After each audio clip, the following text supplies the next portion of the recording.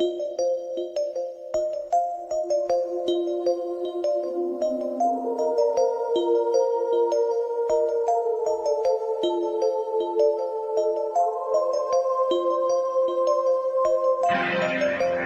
are listening to And If Love Remains, a unique show spotlighting people, ideas, science, culture, and art. Your host, Mike Lovett. Hello, and yes, welcome to that great podcast in the sky. You are listening to And If Love Remains. I am your host, Mike Lovett, and I have with us our co-host, the maestro of music, the posh of pianism, Elias Axel Pedersen. Welcome back. Good to have you, man. Hey, Mike. Thanks. I love the new titles that I've got. It's awesome. I think I'm just going to add to your each time. Yeah. We're gonna have you're gonna have the longest intro of all time. Sounds good. I'm really excited today. We've got some awesome guests on. Yeah, we really do, and I'm very excited to have. First of all, we have a returning guest, Max Brown. He is the manager at IPAM. And we're going to talk a little about IPAM, what it is, the International Piano Archives at Maryland, and this really important resource for both scholars and musicians. And we're very excited to have him on. But we also have another special guest, Donald Manildi. He is the curator at IPAM. He's been there since 1993. He holds degrees in piano performance from the University of Washington and the Cleveland Institute of Music. He has made many appearances as a pianist in a broad repertoire of over 200 works, and his presentations focus on the field of recorded pianism, both historical and current, as well as the full extent of the piano repertoire. Very excited to have this just wonderful scholar and expert on, Mr. Donald Manildi. Thanks for being on with us today. Glad to be here. Good to be here, guys. Oh, cool. And Max, we had so much fun last time. Of course, we've been trying to get you back on. Maybe too much fun. That's we have to stick to the clock. No, we got to remember. We don't work piano. We play piano. That's right. Anyway, I'm really excited to have all three of you guys on, and it's gonna. I think this will be a fantastic episode. First of all, Max, give us a quick recap on IPAM, what it is, and its significance. Okay, sure. Again, it's a one-of-a-kind resource, really the only one of its kind anywhere in the world that focuses on the history of performance, piano performance. That would be in recordings, in print, in literature relating to pianists and piano playing, etc., all brought together in one resource. And it's here at the University of Maryland. IPAM, the International Piano Library, actually, is what it was called at the very beginning, was founded in the mid-1960s. But it did come to the University of Maryland in the late 70s. And has been here since. And I've been here for quite a long time, but Don has been here, as you said, since 1993. And I'm hoping we can get Don just to speak a little bit about his role here, because a lot of the students here and people abroad, it's not just the material that we have here, but Don himself is really a resource just in terms of his knowledge and the help that he's given a lot of scholars and a lot of students doing their degrees here.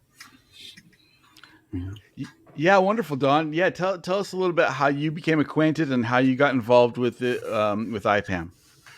Well, the entire collection was here and functioning very well at the university ever since the late 1970s, well supported by the University of Maryland libraries. And the idea was that the collection, which continued to be developed over the years, adding new materials, whether they be recordings or scores or documentation on the careers of pianists, the entire gamut of information dealing with classical piano music. In 1993, the position of curator opened up, and I was familiar with the collection and the people here at the time. My background was both as a pianist and previously in broadcasting in Minnesota. And I did a weekly program for Minnesota Public Radio called The Romantic Piano, which dealt with the full gamut of both historic pianists who made recordings and some of the less familiar piano literature, that field being very vast in and of itself. So my background was deemed suitable for the position, and in 1993 I was hired. And the responsibilities are basically several, dealing with patrons and visitors. Some of them are students here at the university. Others are from outside the campus. They may be preparing a recital, looking for certain materials that pertain to their preparation for performance. They may be more oriented toward musicology or research into either performance practices, performance styles and traditions, or sometimes the piano literature itself for either personal research, sometimes dissertations or books. And we also have visitors who come in who are more general music lovers, who are just fascinated with pianists and piano music, and they're interested in seeing or hearing some rare materials that are in our collection, but would not otherwise be easily accessible. So in a nutshell, that's the function of my position, continually dealing with the people who have need for the collection, and also developing the collection by adding new and rare materials all the time in all the fields that we deal with. How difficult is that for you to decide what goes in and what may stay out of the library? Well, that's interesting because sometimes we get offered things that are of very marginal interest and are not particularly unique or probably not especially valuable from the scholarly standpoint. So it's always informed judgment we have to make, and we also have space considerations here. We don't have unlimited space on our shelves, so we have to keep that in mind as well. But if there's any anticipation that maybe soon or 10 years from now or 50 years from now, this particular recording or this collection of scores might be valuable in some fashion, then it will be here. You can never anticipate what need might arise down the road. So we have to take the long view of long-term significance of the materials, whether, again, they're recordings or scores or just plain documents. Mm-hmm. Now, That makes Elias, sense. you had a personal connection with the library, with Max and Don. Talk about your experience and maybe how do Sure. these talk about your experience. Yeah, well, and we'll just I'll say quickly that it's great to hear Don. I haven't really spoken to him for a long time, and he was so instrumental in my own development during my master's degree at University of Maryland. That was from 03 to 05, and I used IPAM as a resource, as did many other students in that era, and it was just incredible to come in and listen to a piece that I might be working on for a recital, and to hear many different versions of it. Of course, nowadays there's YouTube and all these other, we've talked about these resources, and those were not so readily available at the time. Of course, there were CDs, but some very rare findings at IPAM. And I remember hearing a few recordings that I'd never heard before. And I told a small anecdote about a Liszt piece that I had heard. And it's the first time I realized that I'd copied the pages incorrectly. And everybody that had heard me so far, they hadn't caught it. So anyway, I got it caught at IPAM. I played in a master class at IPAM for, I think, Anne Shine and Brian Gans, and just partook in many things. And it was a great resource. And of course, Don himself was such a resource, and he has such a plethora of information in his own mind. So just using him as sort of a springboard to discover new things was fantastic. So I had a great time. I really appreciated the resource there, and it helped me even further when I did my doctoral degree. I had a connection from Don, and that helped me further my own research into my doctoral thesis, which we've talked about before as well. So really glad to be talking about rare recordings, which we'll do today, and hearing pianists that probably most listeners don't know, and I only know cursorily. So pretty interesting. I'm excited. Max, a question for you, because I also understand that IPAM also, I don't know if it sponsors or has a it has a working relationship with a record label to help release some of these rare recordings. Am I right about that? Yeah, I would say working relationship is a good way to describe it. And maybe Don can talk a little bit more about it. But we do partner with a few labels in particular that are really invested or dedicated to historical recordings. And that would be, we mentioned them last time, Marston Records and also APR Records, which is based in the UK. And our part generally is supplying the materials from the fairly comprehensive collection we have of 78 RPM recordings. And so it's sort of like a relay team where we supply the materials in a lot of cases, and these 78s are sent to a transfer engineer who then gets them sounding as good as they can sound, and then eventually these recordings are released. And there have been many of them over the years that that we've supplied materials Don has produced and written booklet notes for, and all sorts of things like that. So it's a very fruitful partnership, and it's something that's definitely ongoing. I would just add that we feel it's important to make the materials in our collection readily available and accessible. And since we mainly have worked with both Marston for his label and APR over maybe the last 20 plus years, 25 years, we've covered quite thoroughly all the major historical pianists from the early 20th century, in fact, from the early 1900s through the mid-century, so that their recordings, which have now the originals being very rare now, are available to all in CD format. And it's often the complete collections of some of the most important pianists, starting with names like Joseph Hoffman, Rachmaninoff, Ignaz Friedman, Joseph Levine, Moritz Rosenthal, and all the names of what we call the golden age of pianists. So over the years, by making the rarities in our collection available in the best possible digitized sound and released to the public, we've covered a lot of ground that was never so easily available before. So we're a little bit proud of contributing through that setup to those people who are interested in the historic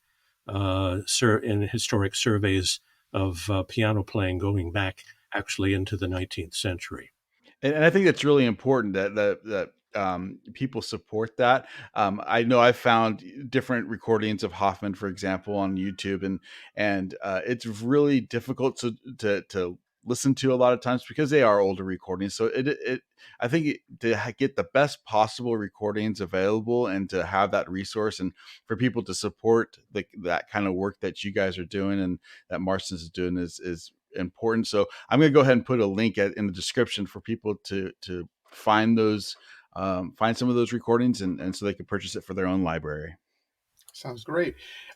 Maybe just to segue a little bit into what we were speaking about last time, and maybe generally introduce what we're going to be talking about today. Going back to last time we introduced Robert Goldsand. And I just want to say generally that in addition to, in many cases, these 78 RPMs, which were published or sometimes unpublished recordings, there are many, probably we couldn't even count what we have here at IPAM in terms of various live performances in various formats. In this case, in Goldsand's case, reel-to-reel tapes. And a lot of these things are sitting on the shelves. So this will be just the smallest, tiniest taste of this Goldsand release, which is coming out this year, hopefully in a couple of months. And just to say that we have much, much more on the shelves that is yet to be explored. Some of the recordings Max is talking about, besides all the recordings that have been issued over maybe the last 120 years or so that you at one time could go out and buy if you were interested, are the private recordings in our collection. And these can be either, say, recorded off the air from radio broadcasts of concerts and recitals, or since maybe the mid-1960s, these are surreptitious recordings that were made in the audience, or if you will, by pirate. These are pirate recordings. And the people who recorded them have actually preserved these live performances for posterity.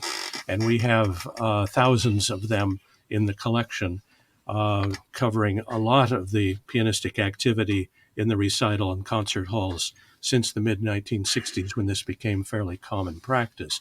Goldsand fits into this because he was one of those rather unsung pianists who did not have world fame, but he had a following among connoisseurs and he built a loyal audience, particularly in New York, over many years.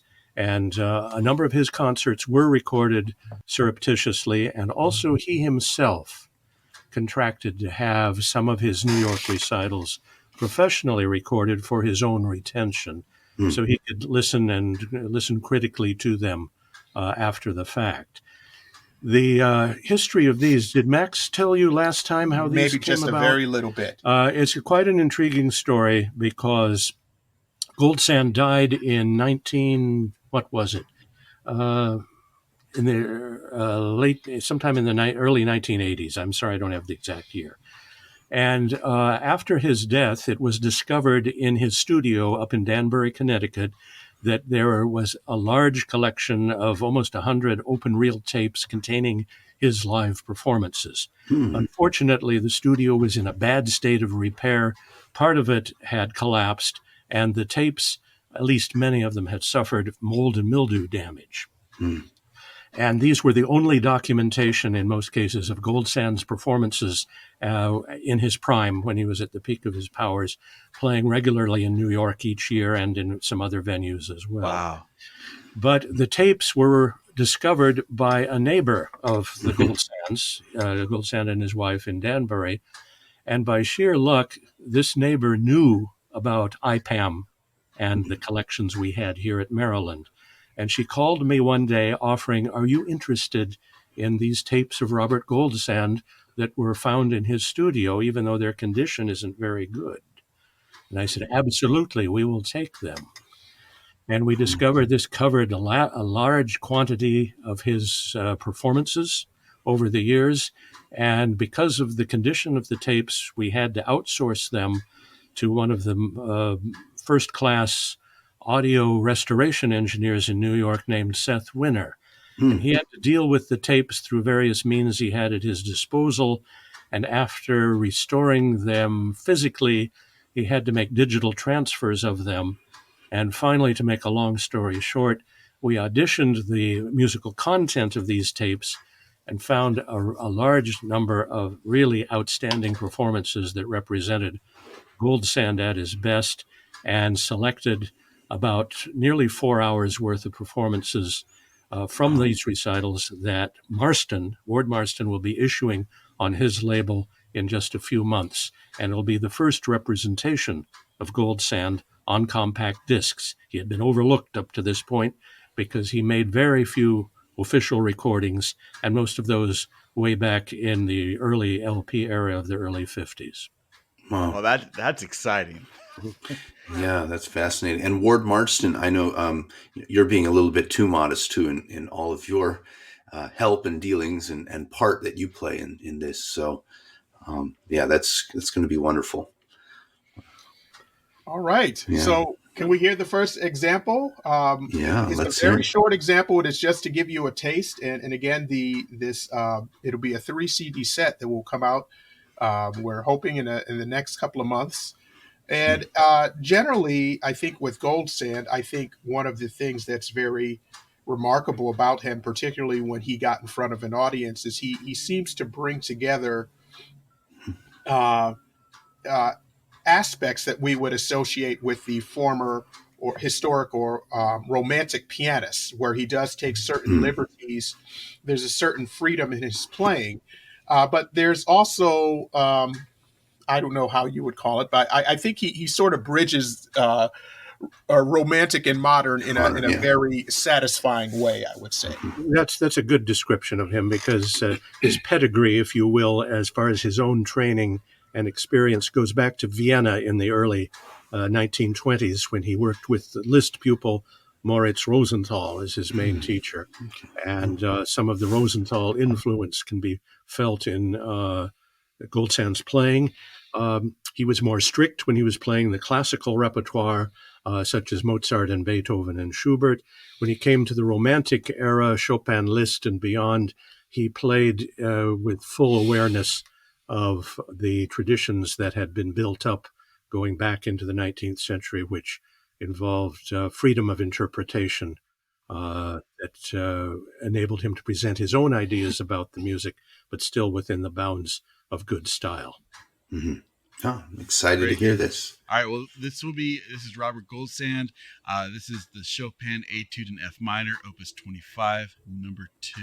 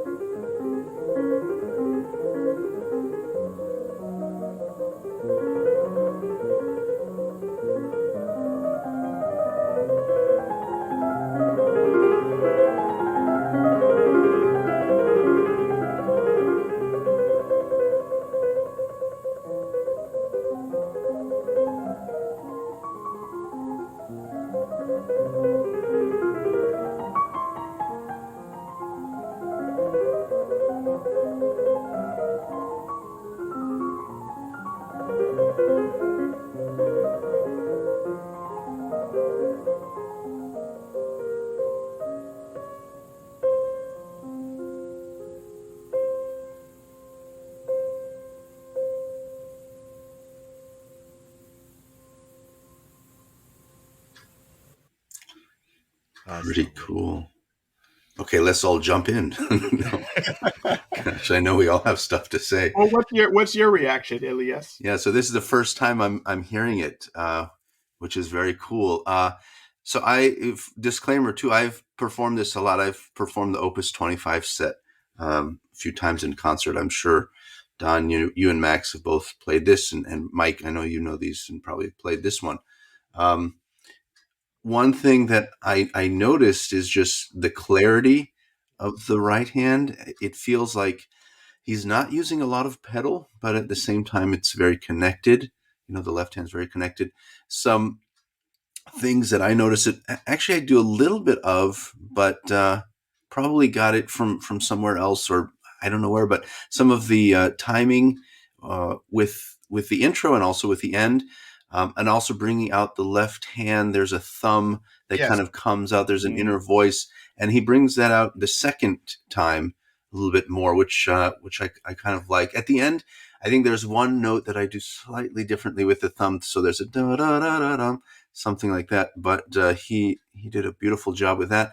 And the last return, the dun da da da da, a little bit of portato, staccato-ish on that. And I've heard a couple pianists do that, maybe not as sort of stretched, but I felt that it was still stylistic and still beautifully done, and not over the top, but in general just very very interesting. It kept my interest, and I really liked his performance. Yeah, certainly not just a routine run through of that piece, and Mm-hmm. this is just sort of a small scale example. I think Mm-hmm. there maybe are slightly more overt liberties he takes in certain other things, but it does give you a taste, I would say. This comes from a recital where Goldsand played a full dozen Chopin etudes of his own selection. Now, Elias is very brave, playing publicly the entire Opus 25 etudes, all 12 of them, if I heard correctly. Yes. Goldsand made a personal selection from all of the Chopin etudes, Opus 10, 25, and the 3 additional ones, arranging them for contrast and assembling his own sequence. And this came from such a series of 12, the entire group of which will be on the Marston release. This was just an excerpt. And so he did this frequently in his recitals. He had his own grouping of a dozen etudes, sometimes throwing in a couple more as encores after the fact. Did he mix those up? I assume he played all 27. Then he choose? He recorded all of them in the early 50s for an LP label called Concert Hall Society, and kind of a mainstay of his recitals when he devoted himself to Chopin was his own dozen etudes selected from the entire collection. Yeah, that's a cool way to do it. I did that more of necessity before I had learned all the 25, because I would play a few, in a concert and then add to it the next year and such. But wow, very interesting playing. Yeah, Goldsand was a pianist who had the entire works of Chopin in his repertoire. And in fact, for the Chopin centenary of his death in 1949, he played 6 recitals in New York encompassing more or less the complete Chopin. And we have to also mention his repertoire was vast. There was really no segment of the piano literature that didn't interest him, going back to the Baroque period up through contemporary composers who even, in many cases, wrote pieces for him that he premiered.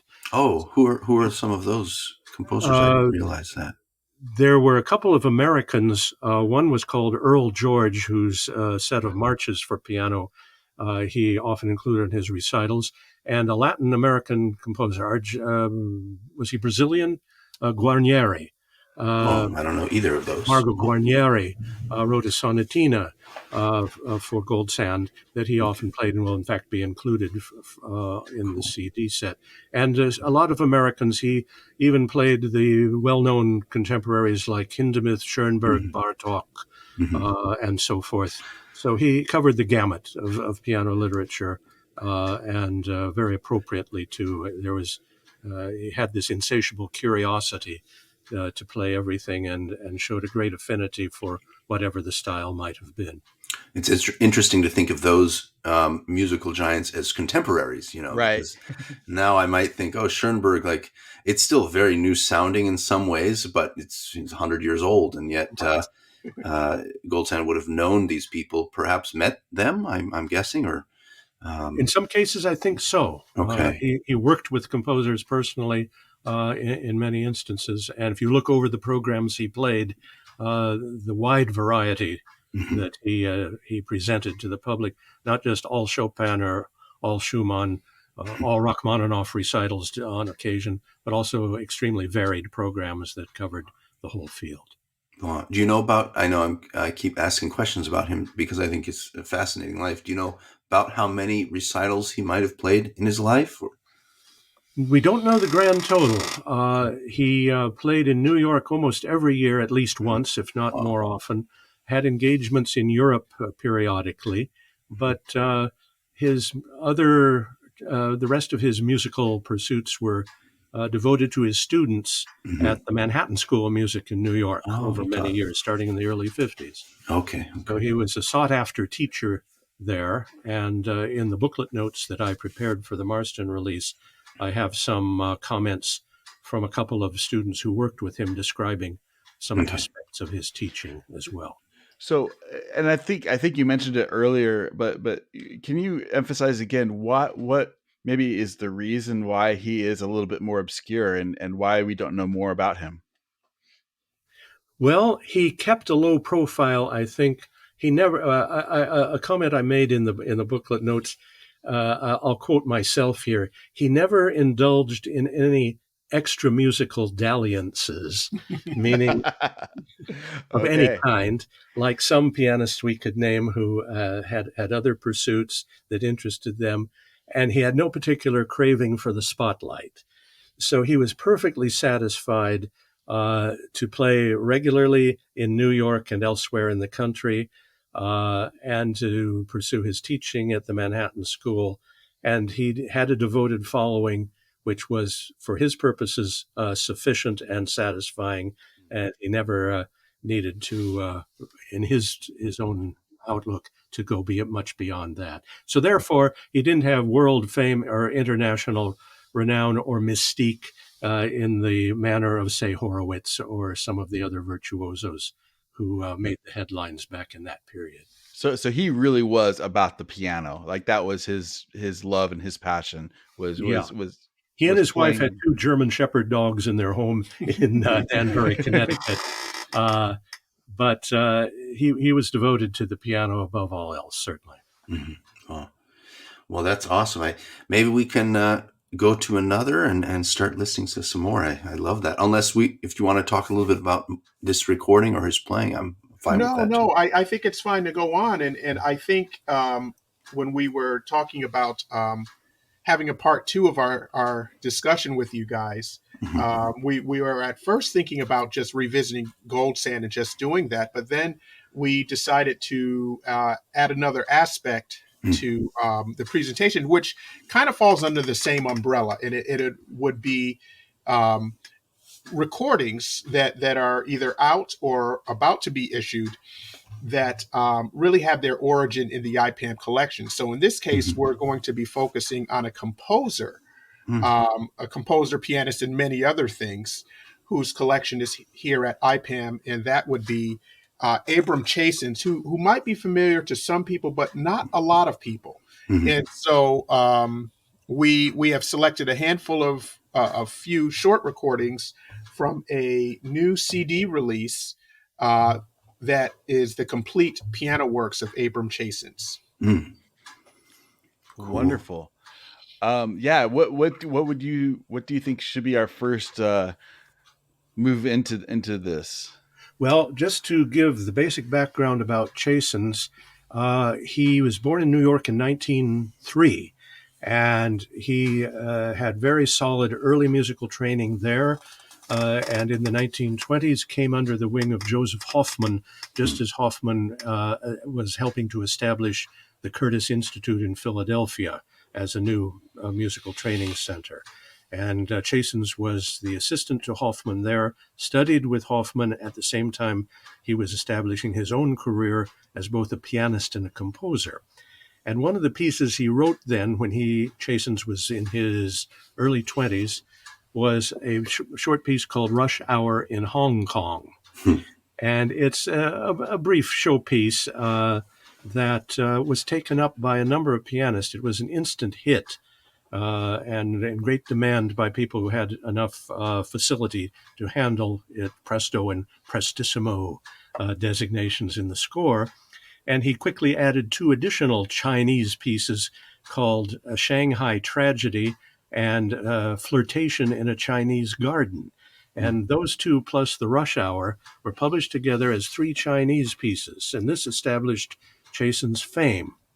And he then was able to publish additional pieces, including a set of 24 preludes and some other pieces that appeared in the 1920s and 30s, all the while he was pursuing his career as a pianist and earning accolades for his recitals that were devoted to standard piano works, as well as occasionally some of his own pieces.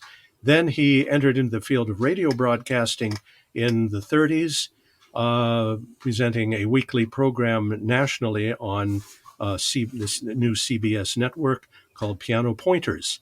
And he would play and discuss piano works that were likely to be studied by aspiring pianists, young and old, at the time. And this garnered quite a following nationally, simply as from listeners who tuned in to his broadcasts. And he continued in that vein into the 1940s and 50s at WQXR in New York, the classical music station of the New York Times.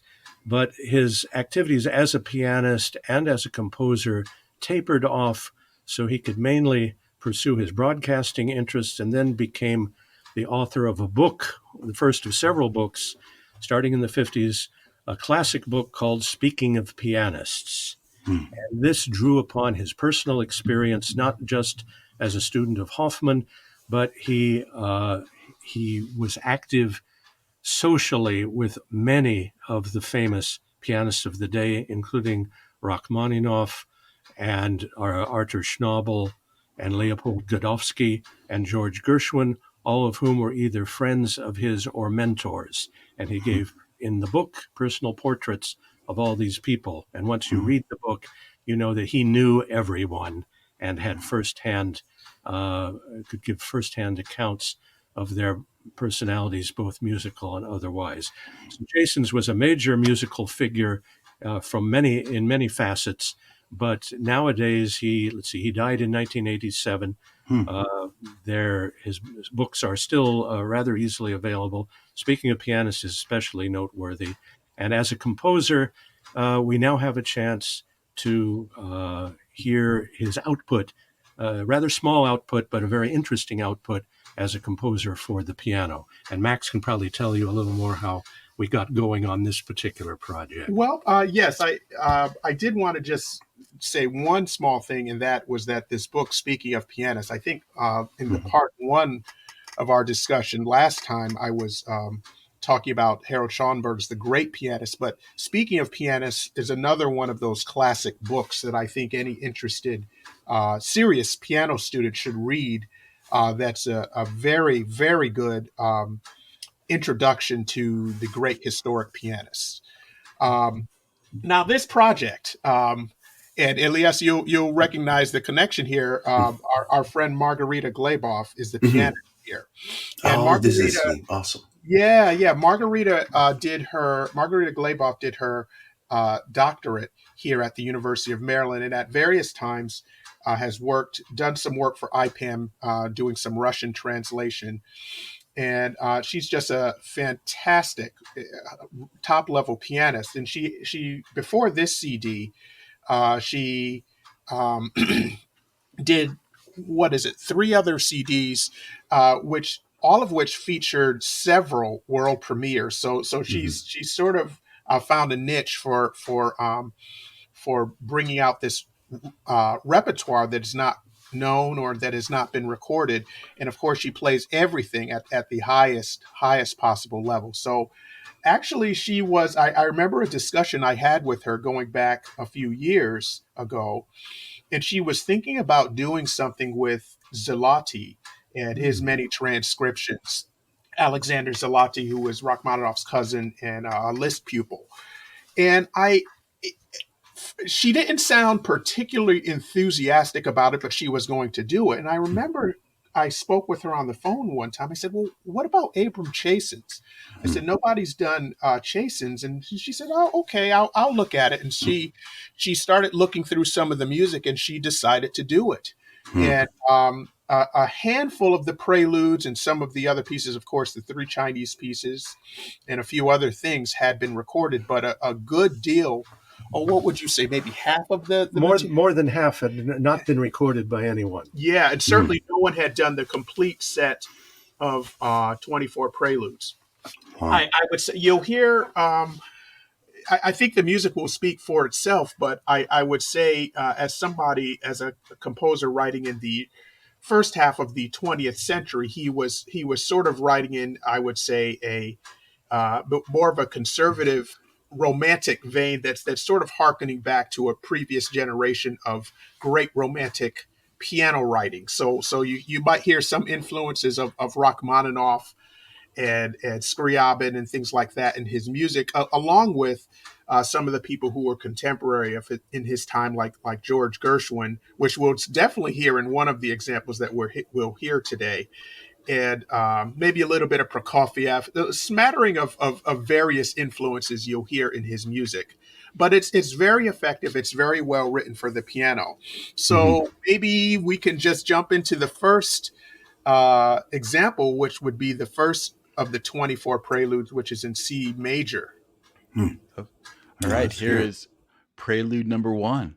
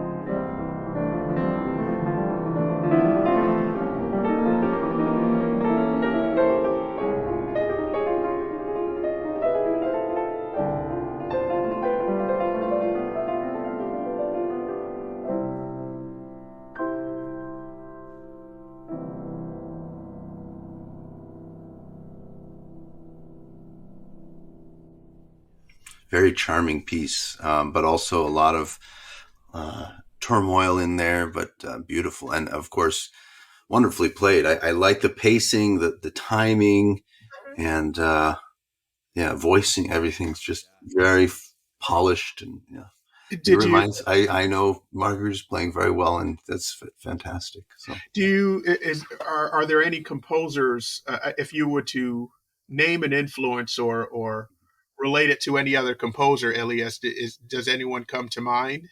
I know it's just one piece. Yeah.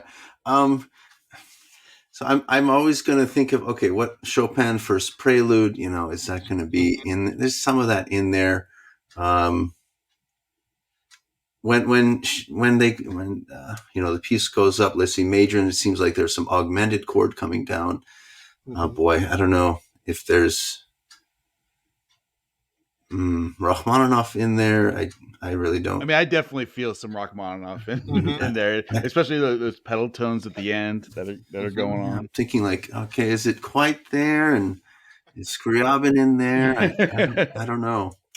I don't know who you're looking for per se. But, no, I was just curious. Your impression, just hearing this, I guess, for the first time. It's almost a little schmaltzy, but not too much. I think he skirts the line between, or he holds that balance between refinement and kind of over the top, wearing your heart on your sleeve. But I like it. It's a good piece. One of the favorite indoor sports of piano fanatics is to listen to obscure piano work, and then play a game of spot the influences. And if you listen to all 24 of the Chasins preludes straight through, it takes just barely over half an hour. Most of them are very brief, 2 to 3 minutes maximum, some even shorter. He says what needs to be said and then knows when to stop. So none of these are long-winded, but there's a wide variety of moods, of piano textures, and everything. No two of the preludes are really alike. And if you listen through the entire cycle, you can spot quite a number of influences, but then at the same time, he is not really copying anyone quite literally either. He manages to create a kind of individual personality of his own, nonetheless, without ever really copying straightforwardly any of the composers that he particularly revered. Mm-hmm. Are the preludes like Chopin or Bach in the 24 keys? They run through all 24 keys, but he concocted a different sequence of his own for these, which is a little more complicated, but it makes sense. But it's not the same as the other familiar sets that either move through major, relative minor, and so on. But it's a very effective cycle, the way he put the entire set of 24 together for maximum contrast. And number 24, which we will not hear, but it brings together everything. It's a summation of those that come before and has a triumphant ending. Mm-hmm.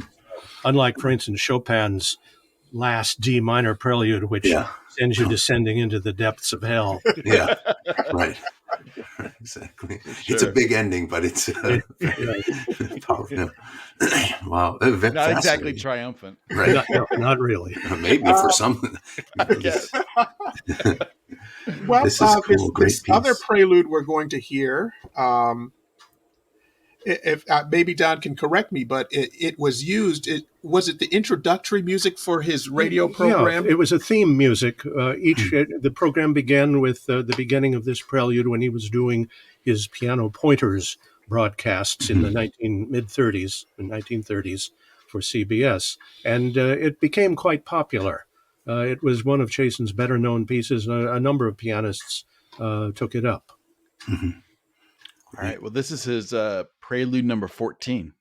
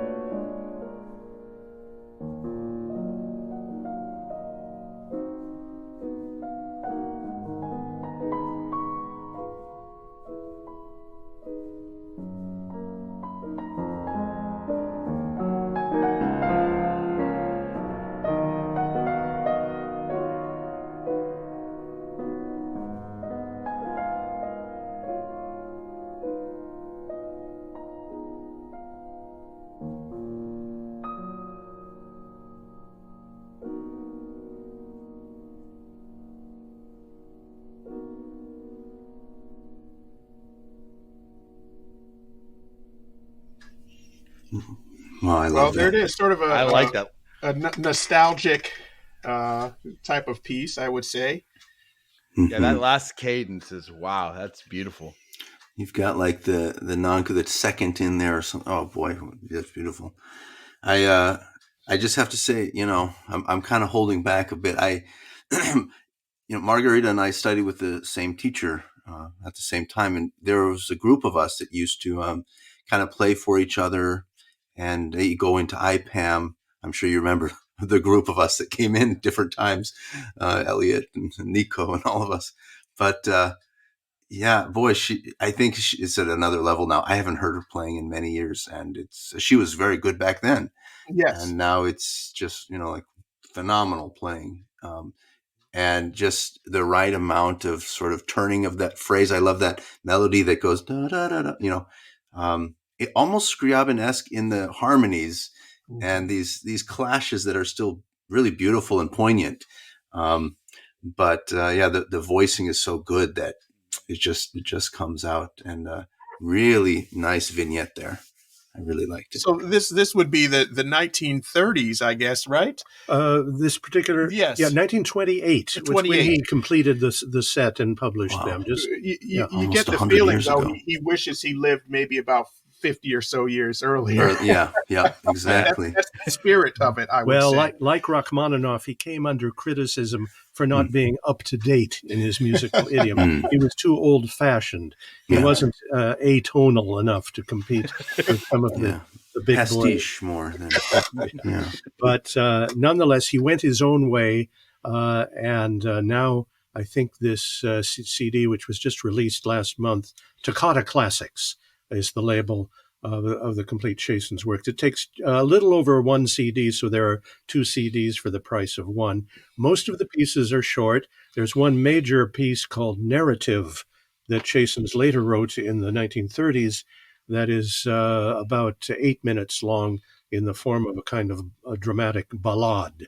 But most of them are relatively short, and I think with the release of Margarita's CD of these Chasins pieces, he will attract some kind of a resurgence of interest in him as a composer.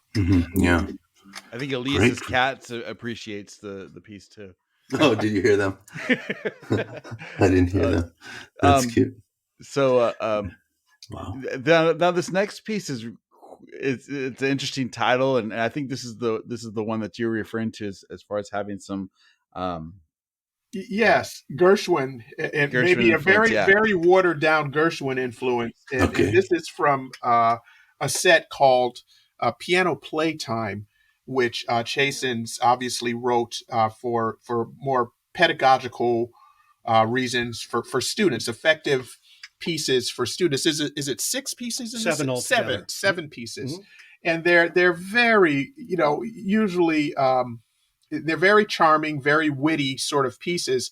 And I'll tell you, I actually gave a couple of these pieces to one of my students this year. They're really excellent pieces for sort of an intermediate level piano student. They have a lot of melodic and character interest in them. And actually, William Capell, for some reason, did record a few of them. In the early 1950s. I'm not sure what the connection was there, but he found them attractive enough that he did play some of them. So this one is called Tricky Trumpet. And as I said, the main character is sort of a watered down Gershwin, but then there's a middle section that I think I'll quiz Elias. Oh. see if you can catch the theme that he's quoting in the middle. All right, here we go. This is the Tricky Trumpet.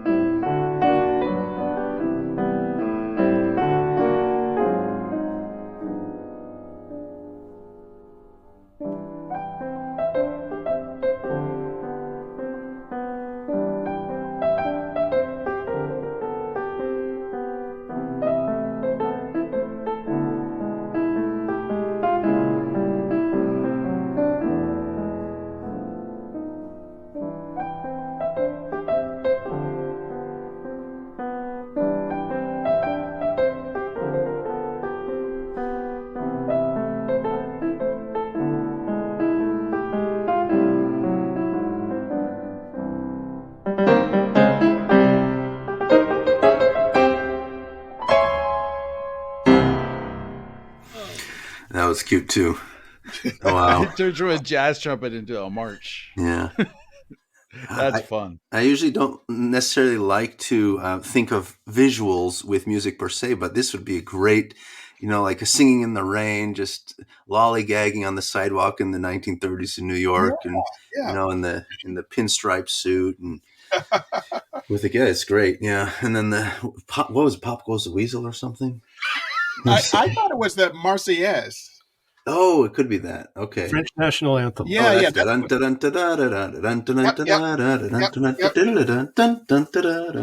Well, thinking. But it starts off, yeah, you're right, with the other. Well, Chasins was rather clever at times, and there's another piece in the piano playtime called, which is the one by the brook. by the brook, Yeah. quotes directly from one of the Brahms variations on a theme of Paganini. It's unmistakable, but Chasins does acknowledge it in a footnote, just so he won't be accused of plagiarism. Yeah. Well, these were different times too, but he inserts it in the score, and somehow it fits. But the pianists will smile a little bit when they see that little spot in the other piece. Yeah, very charming, cute piece. Yeah, is that piece you said William Capell played it? Is that on that 10 CD set? Yes. Okay. But strangely enough, Capell did record 4 of the 7 piano playtime pieces. They were not released while he was alive. They were found as unreleased items in the RCA Victor archives. And Chasins and Capell were well acquainted. In fact, Chasins regarded Capell as the young American pianist who stood above all the rest. And like the rest of us, was genuinely saddened with his death in the plane crash in 1953. Hey, I hate to interject here, or maybe I don't hate to, but I'm wondering, just as we close up and speaking about Chasins, if he's willing to tell. I think Don did meet Abram Chasins going back to his youth, so I'm wondering if he could talk about that. Not very much. It's a long and complicated story, but there was an occasion when I was able to play for Chasins when I was in high school. Not in the sense that it was a lesson or even a master class or anything like that, but it was a private occasion with several people where he was visiting and I happened to be there. And I got to meet him at the time, ask him a few questions about some things he wrote in his book, Speaking of Pianists, which he very kindly autographed for me. Oh, nice. And, but Chasins is a major influence on me in my development in appreciating the whole field of piano playing. I think I bought Speaking of Pianists shortly after it was published, and I was, I think, in junior high school at the time. So that tells you a little bit. Well, That's Donald awesome. Manildi, Maxwell, Brown, thank you for so much. And can we do this? I mean, if you're willing, I would love to do this again. I really, again, feel like we're just scratching the surface. Yes, it seems a bit rushed, but it's a lot of fun, and I'm glad just for whatever it is that we can introduce to your audience, and it's been really great to talk with you guys. Let me ask you this for both of you: what's the best way for people who want to support IPAM? What's the best way for them to do that, to get to know the library? How can they do that? Access the website would probably be the most direct method, which gives full information about the content of our collections and all the aspects of what we do here. What is the web address? Well, I was mentioning to them last time. It's changed a bit. Yeah. We have the migration, and it is under the library. I guess, Mike, you can supply a link. The best would be, or a simple Google search that says International Piano Archives at Maryland will take you directly to it. Yeah, the web address used to be a lot more simple, but it's a bit more complicated now, but it's pretty easy to access. Very good. Well, thank you both for sharing your knowledge with us. I'm pumped up. I have a lot more listening to do now. Thank you. This is exciting. Great music. Yeah. Thank you very much. Yeah. Elias, another one that just knocked it out of the park. I appreciate your help in putting this together. Oh, it's great pleasure, and I just love doing this. So I hope the listeners will enjoy it as much as we did.